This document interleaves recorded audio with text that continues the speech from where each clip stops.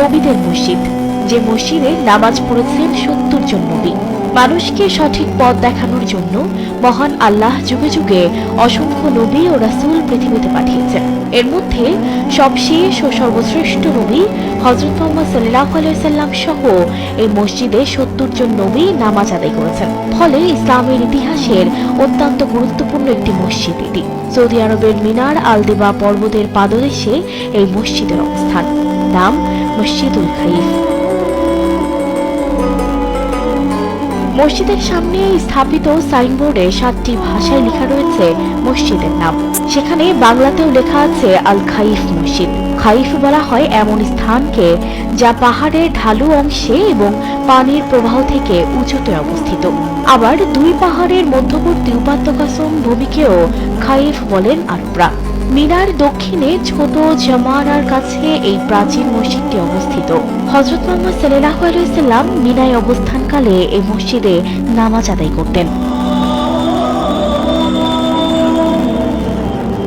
বৃহদাকার এই মসজিদের উচ্চ মিনারগুলো বেশ দূর থেকে পাহাড়ের চূড়ার সঙ্গে পাল্লা দিয়ে দাঁড়িয়ে আছে। নবী সাল্লাল্লাহু আলাইহি ওয়াসাল্লাম বিদায়ী হজে মসজিদে খাইফে নামাজ পড়েছেন। এই মসজিদের অনেক ফজিলত হাদিস ও ইতিহাসের গ্রন্থসমূহে উল্লেখ আছে।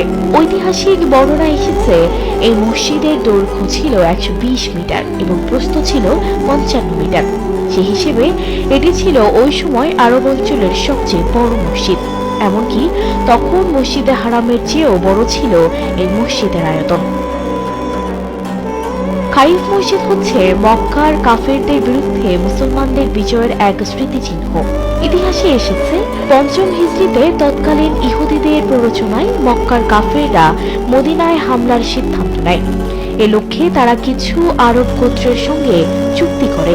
এই চুক্তির জন্য মক্কার কাফেররা যে স্থানটি বেছে নেয়, পরে সেখানেই খাইফ মসজিদ নির্মিত হয়। মূলত মুসলমানদের বিরুদ্ধে কাফের গোত্রগুলোর ঐক্যের ব্যর্থতার নিদর্শন হিসেবে মসজিদটি দাঁড়িয়ে প্রতিনিয়ত ঘোষণা করছে ইসলামের বিজয়গাথা ইতিহাসকে।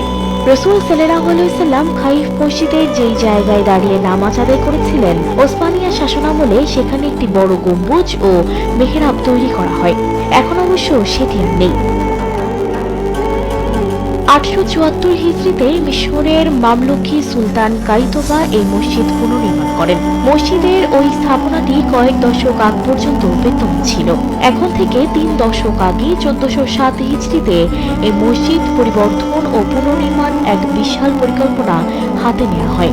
পরিকল্পনার অংশ হিসেবে মসজিদের আয়তন আগের চেয়ে ৪ গুণ বাড়িয়ে প্রায় ২৫